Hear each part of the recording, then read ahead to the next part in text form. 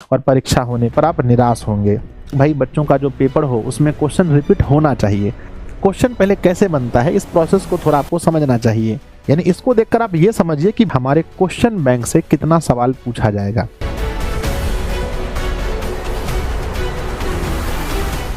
नमस्ते प्यारे बच्चों, कुछ ऐसे टॉपिक्स होते हैं जिसके बारे में बच्चे रोज मुझे कमेंट करते हैं, सुबह से लेकर शाम तक हर क्लास में पूछते हैं, न चाहते हुए भी कुछ ऐसे टॉपिक्स पर जिस पर बोलना ही पड़ता है। और बहुत बार मैंने इस टॉपिक पर बोला भी है, पर बच्चे भूल जाते हैं, उस वीडियो तक नहीं पहुंच पाते हैं।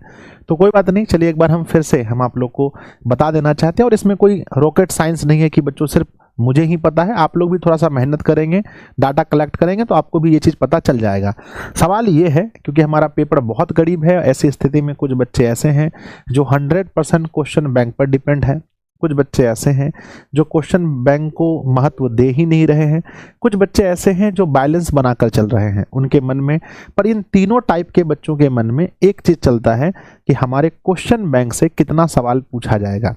अगर क्वेश्चन बैंक से कम पूछा गया तो मेरा क्या होगा, ज़्यादा पूछ लिया गया तो क्या होगा, और नहीं पूछा गया तो क्या होगा। तो बच्चों चलिए हम इस वीडियो की शुरुआत करते हैं और आपको बताते हैं हर पॉइंट पर। वीडियो आपको अच्छा लगे तो एक बार ज़रूर सब लोग कमेंट बॉक्स में लिखना, और चैनल पर पहली बार आए हो तो सब्सक्राइब भी कर लेना, अपने दोस्तों को शेयर करना, और कोई टॉपिक मन में हो तो वो भी कमेंट करना। सबसे पहली बात यह है कि क्वेश्चन बैंक, पहले ये क्या होता है। यानी जब से हमारा ये सिलेबस चल रहा है, मान लीजिए कि हम इंटर की बात करें तो हमारा ये सिलेबस 2009 से चल रहा है, 9 से लेकर के अब समय आ चुका है 2026। यानी ये जो पिछला हमारा ये समय रहा है बच्चों, ये इतने सालों का जो गैप रहा है, इसमें बिहार बोर्ड ने जितने भी साल में जो भी प्रश्न पूछे गए हैं उन सभी प्रश्नों को एक पुस्तक में अगर हम रख दें तो इसको क्वेश्चन बैंक कहते हैं।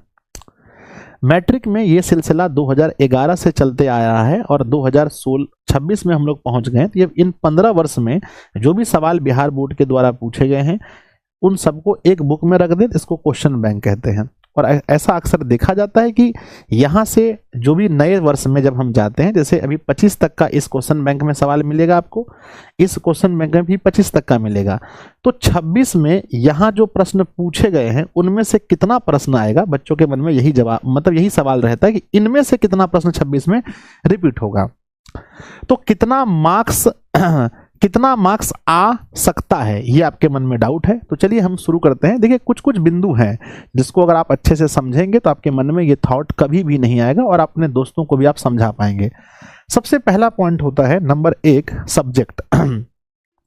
क्वेश्चन बैंक, मेरे बच्चे, क्वेश्चन बैंक से कितना सवाल आपके एग्जाम में पूछा जाएगा ये डिपेंड करता है आपके सब्जेक्ट पर भी, कि आप किस सब्जेक्ट की बात कर रहे हैं। अगर आप बात करेंगे कि सर मैं तो बात कर रहा हूं फिजिक्स की, कोई बच्चा कहेगा 12th क्लास का, कोई बच्चा कहेगा मैं बात कर रहा हूं फिजिक्स की, तो वहीं पर कोई 10th क्लास का बच्चा कहेगा कि मैं बात कर रहा हूं 10th के मैथ की, कुछ बच्चा वहीं पर कहेगा कि मैं बात कर रहा हूं आर्ट्स के हिस्ट्री की। तो हम यही 3 उदाहरण लेकर के आपको समझाना चाहेंगे कि ये सब्जेक्ट पर कैसे डिपेंड करता है। अगर आप देखेंगे, थोड़ा सा रिसर्च करेंगे तो आपको पता चलेगा 12th क्लास की जो हिस्ट्री है उसमें जो भी प्रश्न अभी तक बिहार बोर्ड ने पूछे हैं वो अधिकांश प्रश्न पूछ चुके हैं। तो 26 में जो प्रश्न बनेंगे उसमें रिपीट करने की संख्या ज़्यादा होती है। बात अगर हम मैथ्स की करें तो मैथ्स में क्या है कि भाई थोड़ा सा मान चेंज कर दें। अगर जैसे मान लो कि हमारा क्वेश्चन है कि 2x + 3y, अब यहाँ पर 2x के जगह पर हमने 3x कर दिया और यहाँ पर 4y कर दिया, तो ये क्वेश्चन नया बन गया है ना, ये क्वेश्चन नया बन गया। तो यहाँ क्वेश्चन नया फॉर्म करना आसान होता है, इसलिए यहाँ रिपीट कम होते हैं, यहाँ रिपीट ज़्यादा होता है। और फिजिक्स की बात करें तो यहाँ ना तो कम ना तो ज़्यादा, मध्यम होता है। ठीक है, तो डिपेंड करता है कि आप किस सब्जेक्ट की बात कर रहे हैं। रिपीट करने में किसी सब्जेक्ट में कम रिपीट होता है, किसी सब्जेक्ट में ज़्यादा रिपीट होता है। अंत तक में आप सब कुछ समझेंगे। दूसरा डिपेंड करता है क्वेश्चन के टाइप पर कि आप किस टाइप की बात कर रहे हैं। अगर आप बात करेंगे कि लॉन्ग क्वेश्चन, तो ये क्वेश्चन ज़्यादा रिपीट होते हैं, लॉन्ग क्वेश्चन ज़्यादा रिपीट होते हैं। आप देखेंगे बच्चों, अवतल लेंस को सिद्ध करें, उत्तल लेंस को सिद्ध करें, सब कितना बार पूछा गया। मोटर के बारे में पढ़िए, है ना, 12th में भी बहुत सारा ऐसा किरचॉफ्स लॉ पढ़ेंगे, बहुत बार हिस्ट्री में भी बहुत सारे सवाल ऐसे हैं। मैथ्स में भी ऐसे सवाल हैं। तो लॉन्ग क्वेश्चन कुछ ज़्यादा टाइप मतलब ज़्यादा रिपीट हो जाते हैं, शॉर्ट क्वेश्चन ये भी रिपीट अच्छे खासे होते हैं, ऑब्जेक्टिव क्वेश्चन थोड़े कम रिपीट होते हैं क्योंकि इनको फॉर्म करना, इनको बनाना थोड़ा आसान है। ऑब्जेक्टिव क्वेश्चन बनाना बहुत आसान होता है, कहीं से भी बुक से निकल सकता है ऑब्जेक्टिव क्वेश्चन। तो ये थोड़ा कम रिपीट होता है, ये थोड़ा ज़्यादा, और ये उससे भी ज़्यादा रिपीट होता है। तो पहला मैंने बताया सब्जेक्ट पर डिपेंड करता है, दूसरा क्वेश्चन के टाइप पर डिपेंड करता है, तीसरा डिपेंड करता है प्यारे बच्चों क्वेश्चन मेकर पर, यानी जो क्वेश्चन बना रहे हैं, है ना, जो क्वेश्चन बना रहे हैं उनकी मानसिकता पर भी डिपेंड करता है। क्योंकि जो क्वेश्चन पहले कैसे बनता है इस प्रोसेस को थोड़ा आपको समझना चाहिए। मान लीजिए कि कोई भी पेपर जब बिहार बोर्ड जारी करती है तो उसके लिए पहले 4 सेट बनाया जाता है। एक उदाहरण से हम समझाते हैं कि ए बना, सेट बी बना, और सेट सी बना, उसके बाद सेट डी बना, यानी कि 4 लोगों ने मिलकर पेपर को बनाया। और उसमें से इन 4 लोगों को भी ये नहीं पता है कि मेरा क्वेश्चंस बिहार बोर्ड सिलेक्ट करेगा या नहीं करेगा, लेकिन पूरे कॉन्फिडेंस के साथ पेपर ये भी बना, पेपर ये भी बना, पेपर ये भी बना, पेपर ये भी बना। उसमें से बिहार बोर्ड बिना किसी को बताए मान लो कि बी वाले का पेपर उठा लिया गया, बी वाले का पेपर उठा करके फिर उसको 10 सेट में बांट दिया, A B C D E F G H. लेकिन हाँ याद रखना कि यही क्वेश्चन इसमें बांटा जाता है। इनका क्वेश्चन एक भी नहीं आया, इनका क्वेश्चन नहीं आया, इनका क्वेश्चन एक भी नहीं आया। तो यहाँ पर आप देखेंगे 4 अलग अलग मानसिकता के लोगों ने क्वेश्चन को सेट किया है। अब उसमें अगर बोर्ड के द्वारा ये इंस्ट्रक्शन दिया जाए कि हमें 30% क्वेश्चन रिपीट करवाने हैं तो ठीक है, 40% रिपीट करवाने हैं तो ठीक है। अगर बोर्ड के द्वारा कोई भी इंस्ट्रक्शन नहीं दिया गया तो ये टोटली डिपेंड करता है इस व्यक्ति की मानसिकता पर कि जो बी नंबर का व्यक्ति है कि भाई क्वेश्चन कैसा हो। जैसे मान लीजिए मैं और एक कोई व्यक्ति हैं, दोनों अलग अलग विचार के हैं। मेरा मानना है कि भाई बच्चों का जो पेपर हो उसमें क्वेश्चन रिपीट होना चाहिए। कोई दूसरा व्यक्ति है, उनकी मानसिकता है रिपीट नहीं होना चाहिए। तब हम दोनों का जब पेपर बनेगा तो दोनों में बहुत अंतर देखने को मिलेगा। तो बच्चों ये कोई पत्थर का लकीर नहीं है, है ना, ये कोई रामबाण नहीं है कि छूटेगा तो लगेगा ही, ऐसा नहीं है। ये डिपेंड करता है कि जो व्यक्ति क्वेश्चन बना रहा है उनकी सोच क्या है, परीक्षा को वो किस दृष्टि से देखते हैं, बच्चों को किस दृष्टि से देखते हैं, इस पर भी डिपेंड करता है बच्चों। तो पहला मैंने क्या बोला कि क्वेश्चन बैंक कितना पूछा जाएगा ये सब्जेक्ट पर भी डिपेंड करता है कि आप किस सब्जेक्ट की बात कर रहे हैं। दूसरा क्वेश्चन के टाइप पर डिपेंड करता है, आप लॉन्ग शॉर्ट ऑब्जेक्टिव की बात करते हैं। तीसरा बच्चों क्वेश्चन जो बना रहा है उनकी मानसिकता पर डिपेंड करता है। अगर उन्हें इंस्ट्रक्शन ना दिया जाए तो अगर बोर्ड के द्वारा बोला जाए भाई आप कोई भी क्वेश्चन बनाओ 30% तो आपको रिपीट करवाने ही हैं, तो यहाँ तो भाई मजबूरी है तो रिपीट होगा ही। अब इसके बारे में किसी को नहीं पता है, यह ना तो मुझे पता है कि भाई बोर्ड इंस्ट्रक्शन देते हैं या नहीं देते हैं, ना आपको पता है और ना किसी को होगा, मुझे इतना तो पता है बच्चों। आगे बढ़ते हैं। चौथा है कि निष्कर्ष पर बात कीजिए सर, सही सीधा मुद्दा पर बात कीजिए, क्या होता है। देखिए क्वेश्चन रिपीट करना 2 तरह से होता है बच्चों, समझिएगा। एक तो होता है हुबहू मैच करना, हुबहू। जैसे मान लो कि 2016 में एक प्रश्न पूछा गया था कि 1 + tan स्क्वायर थीटा बराबर है। इसके ऑप्शंस दिए गए थे, मान के चलो cos square theta, option B दिए गए थे sec square theta, option C गए थे, है ना, दिया गया था tan स्क्वायर थीटा, और ऑप्शन डी गया है ना, दिया गया था cosec स्क्वायर थीटा। मान लीजिए कि एक ऐसा सवाल है जो 2016 में पूछा गया था।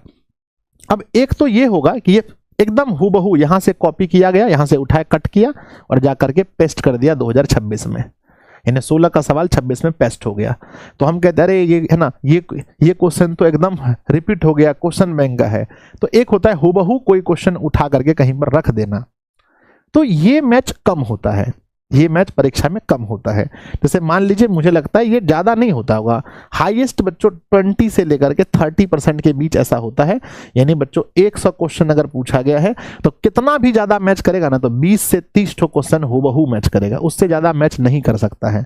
ये बात अलग है कि एक बार वर्ष 2015 की कहानी बताते हैं। इसमें एक कॉमर्स में सब्जेक्ट होता है ईपीएस। अगर आप लोग जो कॉमर्स वाले कोई बच्चे होंगे उनको थोड़ा दिमाग को समझिएगा।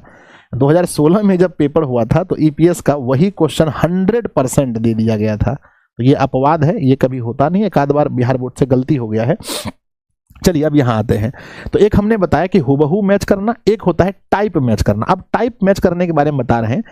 टाइप कैसे मैच करता है। जैसे यहाँ क्वेश्चन पूछा है 1 + tan स्क्वायर थीटा, तो अगली बार जब आपके एग्जाम में क्वेश्चन आएगा तो 1 + cot स्क्वायर थीटा आएगा। तो आप देखिए टाइप तो वही है जो पूछा था tan, यहाँ पर cot। अब विद्यार्थी को चाहिए क्या कि हम हर इसके टाइप को समझ लें। अगर एक क्वेश्चन बिहार बोर्ड ने ऐसा फॉर्म किया है, पूछा है, यानी ये क्वेश्चन फॉर्मूला से फॉर्म हुआ है, तो आपको पूरा ट्रिगो का फॉर्मूला पता होना चाहिए। समझ रहे हैं ना। तो ये भी बच्चों मैच करना ही कहलाता है, लेकिन ये हुबहू मैच करना नहीं कहलाता है, इसको हम टाइप मैच करना कहलाते हैं।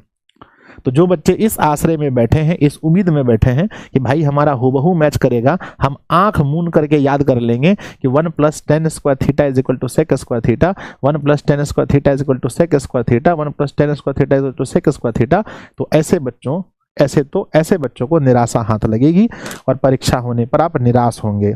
आप ये कहेंगे कि मेरा क्वेश्चन तो कम फंसा, क्वेश्चन बैंक से सवाल नहीं आया, है ना बच्चों। तो हमें उम्मीद है कि आप समझ गए होंगे कि अगर आप इस तरह की मानसिकता रख रहे हैं कि हुबहू मैच करें, तब तो आपको निराश होना पड़ेगा। इस तरह की मानसिकता रखते हैं कि सर क्वेश्चन बैंक एक आईना होता है जिसको देख करके हम समझ सकते हैं कि भाई हमारा पेपर किस तरह का होगा। यानी इसको देखकर आप ये समझिए कि बिहार बोर्ड में क्वेश्चन फॉर्मूला से पूछा जाता है, यानी आपको सब फॉर्मूला याद होना चाहिए।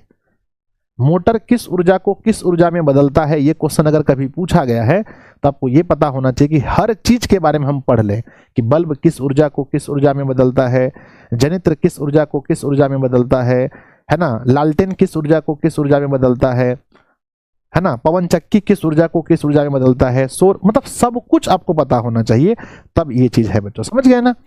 तो अब आपको समझ में आ गया होगा कि बच्चों हुबहू मैच करने की बात करें तो हुबहू क्वेश्चन कम मैच करते हैं, ज्यादा मैच करते हैं उस टाइप में, है ना। इसलिए हम कहेंगे कम से कम, लेकिन हाँ ऐसा नहीं कि हम क्वेश्चन बैंक नहीं पढ़ेंगे। एक विद्यार्थी को कम से कम क्वेश्चन बैंक का, देखो हाँ सब्जेक्टिव ज्यादा मैच करेंगे, ऑब्जेक्टिव थोड़ा कम। हमने जैसा कि आपको कहा मैच करने का लेवल लॉन्ग सबसे ज्यादा, शॉर्ट उससे कम और ऑब्जेक्टिव सबसे कम, है ना। कम से कम एक बार तो पूरा क्वेश्चन बैंक आपको पढ़ना चाहिए, है ना, क्योंकि क्वेश्चन रिपीट करते हैं, ये बात तो बिल्कुल सही है, रिपीट करते हैं। तो एक बार पूरा क्वेश्चन बैंक पढ़ लीजिए, उसके बाद और मॉडल पेपर, गैस पेपर ये वगैरह पढ़ते रहिए। बाकी देखिए डरने की कोई बात नहीं है, परीक्षा अगर कठिन आपके लिए है तो सबके लिए कठिन है ना। कई बार हम झूठ मूठ का डर जाते हैं, मन लगाकर पढ़िए। हाँ, मेरी राय इस टॉपिक पर यही थी। और भी अगर आपके मन में कोई सवाल हो, ऐसा अगर मुझसे कुछ सुनना चाहते हो तो जरूर कमेंट कीजिए, दोस्तों को शेयर कीजिए, चैनल पर पहली बार है सब्सक्राइब कर लीजिए। धन्यवाद।